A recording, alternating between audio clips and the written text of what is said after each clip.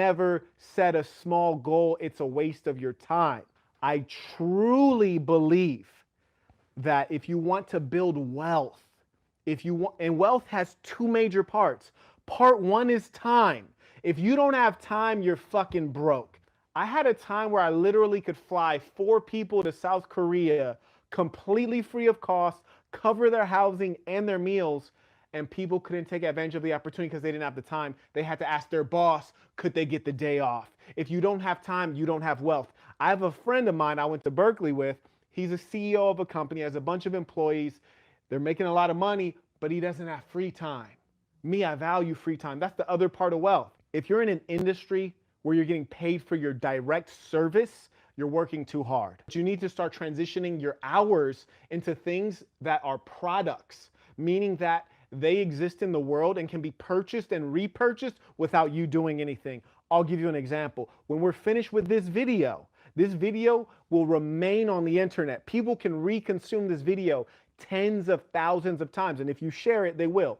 They can reconsume it, but I don't have to reperform it. I perform it one time. And if someone sees it and they say, hey, I want to donate, or I want to get some business coaching from the gentleman, or I want to get personal coaching, they can then reach out to me for that.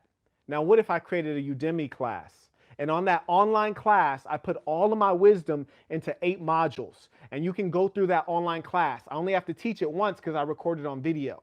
Thousands of people can consume that class without me redoing it. It doesn't have to take my labor, right? So the thing that you want products or services that can be reconsumed without you having to reperform your activity for which you're paid. That's number one. Real estate is always a great buy. Start off with a piece of property that's going to give you some income. You want to make sure that it's not in a place that has bad weather, like the East Coast, meaning snow. You're not going to have to deal with flooded basements. You're not going to have to deal with roof issues from snow sitting on the roof. You will probably want to look into a desert climate. Phoenix or Las Vegas, great property value, rapidly growing cities. Real estate's a good one. Things where you don't have to reperform to get paid for the hour. Paper assets, we're talking about stocks, cryptocurrency, things like this. Those are more sophisticated. Stocks will require higher amount of capital input to get a return, but stocks have been working for about 100 years, right? Cryptocurrency is a good one. If you have the know-how, you will have to study. Don't dive in. There are a lot of options, but one thing I'll tell you that everyone listening to this can use right now. Every dollar you make, you save 10%. I don't give a shit if you only make $1,000 and your rent is $1,000. This month you only give your landlord $900 and you keep the other $100 in your bank account. You must save money so that you can utilize that capital for opportunities. Absolutely critical. And those are things I can go into more detail with, but what you need to think about is not what do you love. Think about what you're good at and people will pay for. And I'll tell you what I mean by that. Here's an important lie that you need to know. Remember where you heard this, Marquette Devon Burton. This is a huge lie. You'll hear people on television and on YouTube saying, well, figure out what you love doing. Figure out what you're passionate about and do that, and then it won't be work. You'll be getting paid for that. Bullshit. When I was growing up, my younger brother was passionate about masturbating and playing video games. I don't know anybody's gonna pay this nigga to jack off and watch video games all day. No, you don't get paid for what you're passionate about. You get paid for what other people are passionate about you doing for them. Damn, Bridget, make sure we write that down because that's a good one. You get paid for what other people are passionate about you doing for them. Who gives a shit what you like? There's a market, and in the market, people pay for what's valuable. So really think about what your true talents are. Things you can do that don't burn you out, because there's some things you're good at, but when you do them, it burns you out, right? So you want to do something that's going to give you energy, something you're good at, and something people want to pay for. And you need to talk to someone like me who can work with you on that list. But I'm here to set you firm in reality in a way that will make you profitable. That's what I'm about, making $1. Because love don't get the job done. Love won't get you on the bus when you're broke. Self-discipline is critical. And the self-discipline, it's about you. It's a level of intensity that you have to enforce on yourself. I think boxing is one of the most beautiful displays of self-discipline out there because it takes everything of you. and it will take everything from you if you're not disciplined. If you go in that ring undisciplined, you'll get your ass beat. Success leaves clues. I don't care if you were successful leading a positive march like Martin Luther King, or you were successful embodying 25 million people like Hitler. I say 25 million, 6 million Jews, and then all the other people who were military combatants, and then the civilians that were bombed as collateral damage. So you must study because success leaves clues. And those people inspire me because I say they're no better than I am. When you research them, you find that these people are human beings. Success leaves clues. There is no one who's successful by accident, especially where men are concerned. And I'm not trying to sound sexist, but what I'm telling you is this. I grew up in the gutter and I made it out of the gutter. And when I find that I'm in a place where there's just ballers all around, number one, it's usually like 3 or 4 black people, if any, usually none, usually just me. But what I notice aside from that is that the men are usually a little older when there's just ballers around, right? 30 plus, not the best looking guys out there. But the women are from age 18 all the way up. Why is that? Because if you're a good looking woman, you don't need to accomplish shit to be where the ballers are. They'll bring you there for free, right? As a man, you don't get free tickets. No guy ever is going to give another man a job just to give him a shot. You got to deliver the goods. I personally know people who have given chicks a job just because they look good. My recommendation is take this step. Think about what you truly want, not what's easy. When I was in college, as smart as I am, I was scared to study software engineering because it's all Chinese kids. I didn't want to walk in there like, God damn, like everybody's Chinese and it's me. Like, this doesn't even make any sense. I thought I couldn't walk in there and thrive. The reality is, if you skip a battle, that means you're losing the battle. I skipped that battle. I end up in software anyways. I'm running a software company right now. And because I skipped that battle in college to study software, I went through pain. What was the pain? I went through crummy ass jobs and idiotic bosses where I'm going to work like, I'm way smarter than this motherfucker and they're bossing me around. It was a waste of my time. Your time is invaluable. Don't waste your time. If you can change into a major that's profitable, do that. I don't give a fuck how much time it takes. It's not worth it to get a degree in English. Moreover, if you can get practical experience on the path you want, do that now. So if you know, hey, I'm studying English, but I want to be an executive at a large corporation, or I want to get into tech, get an internship. Real leaders, we want you to work for free. We want you to come in there and say, hey, I'll do anything. Let me learn. Because if somebody's running a real company that's profitable, they could pay anybody to do what you're saying you're going to do. You understand? So you have to offer them a real value and show them that you're hungry and skilled and willing to learn. And you get that internship, you get that experience, and do that every summer or every chance you get, and then maintain those relationships. I'm an introvert by nature. People confuse me for an extrovert. But no matter whether you're introvert or extrovert, realize people liking you is hugely important. Whether you're charming or not, you build relationships by consistency.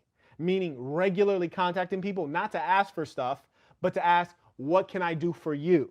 You see, you guys are watching me not because I went online to say, hey, help me out. Because I went online to say, hey, I got some game, let me help you out. That's how the world spins. So you need to figure out how you can offer service to people. And you need to strategically offer service to people who can help you grow. When you're young, you offer service to people who can help you grow. I was a fool. My grandmother raised me on a Christian ethic, letting me, like, everyone's equal, help everybody. I was 22, 23, 24, doing nonprofit, working as a teacher in Baltimore City schools, grinding, extremely hostile work environment, serving the people. And then when I went broke and couldn't get a job, none of the people I helped could help me. Yeah, that's game. When you're young, you help people who can help you. But the important thing about focus is that you shouldn't be consuming everyone else's content mindlessly. You should be very strategic about how you consume. What I mean is that if you wake up in the morning and the first thing you do is you're checking your phone, you're looking on Instagram and you're just swiping through, or you're on Facebook and you're swiping through, you're wasting your own damn time. And you're splitting your focus. What you don't realize is that if you dedicate 4 minutes to the same goal every day, Maybe that first 4 minutes when you wake up, instead of swiping and looking at other people's dreams, looking at other people's accomplishments, other people's problems, and other people's complaints, you'll move forward. There's a plugin, a Chrome extension you can put on your web browser to block Facebook. On mine, shit is blocked. I can't even go to Facebook on my computer. Why? Because Facebook has never made me a dollar. It has never introduced me to someone important that I didn't already know. It has never springboarded anything in my life.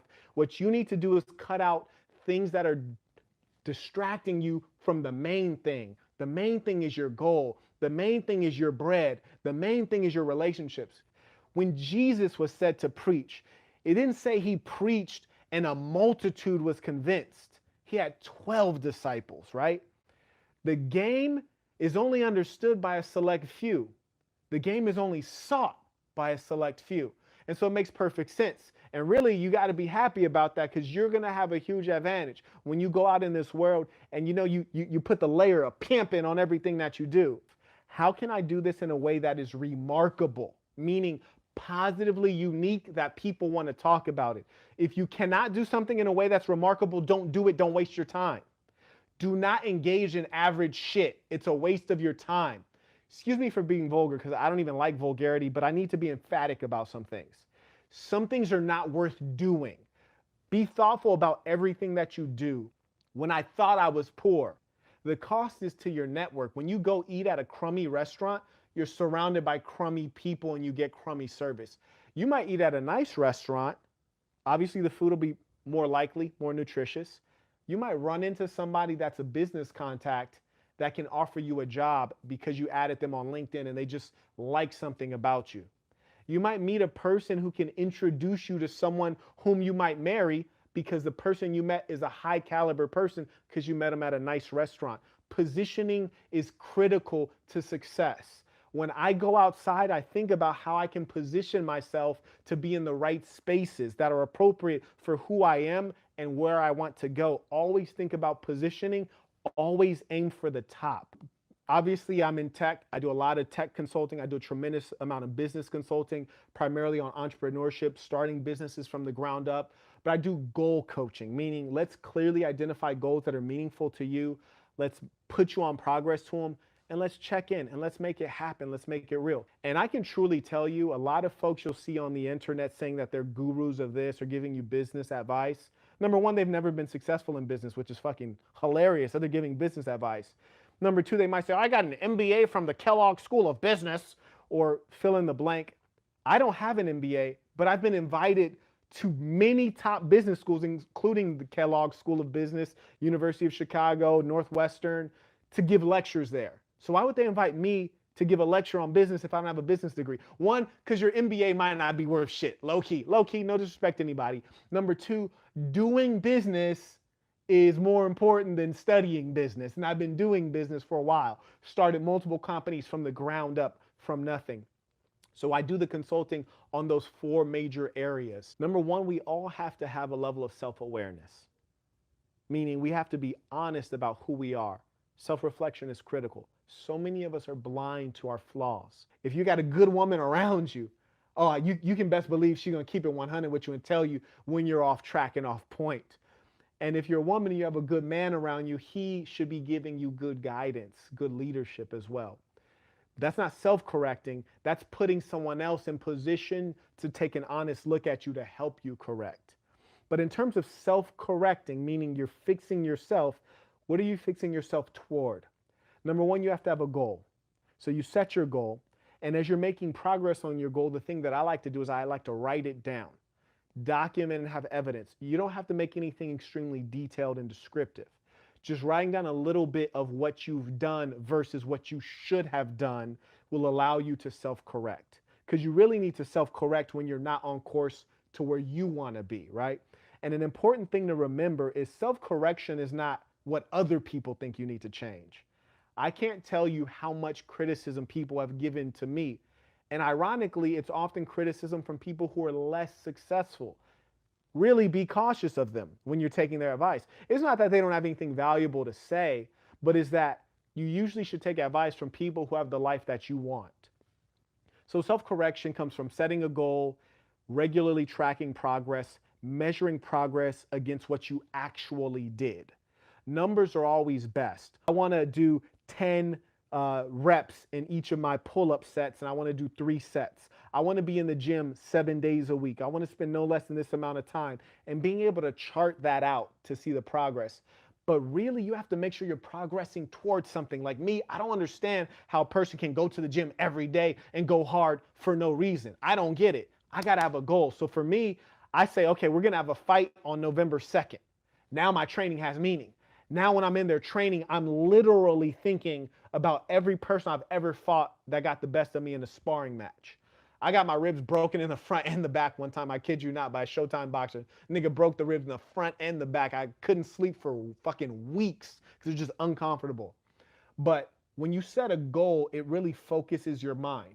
And it allows you to get into a tunnel vision to where you're interpreting the world and you're interpreting your own behaviors so that you can self-correct to keep you on track toward that. I came into business as a refuge, meaning that I initially wanted to help people, and I thought that going into politics would be the way to help people because I thought the government helped people. And so I studied political science, and then after that, I became a teacher, and then after that, I worked for the mayor of Baltimore. And when I was there, I encountered some of the most greedy, selfish, incompetent people I'd ever seen. And then I realized that the people in politics are not there to help anyone. They're there to aggrandize themselves. And because it's so hard to advance in politics, these people are very ruthless. People who really want to help people, they go out and help people like Mother Teresa or fill in the blank. So me as a businessman, I find that this is a really meaningful way for me to continue helping folks now that I'm not teaching 150, 200 students a day in the classroom. So I really appreciate you all tuning in. Dig. The life I live is like a genie gave me 3 wishes. I was born with 3 times your brain power, but I wasn't born with triplets. I'm just gifted like rich kids on Christmas. Ambitious. Do you understand true riches? That's money plus free time. I hope you get this. Notice I didn't mention bitches. Hopeless suckers that lack focus. Don't realize sex is a drug. They overdose. It's sad. It's truly sad. But listen here. Sometimes I call my homies and ask them what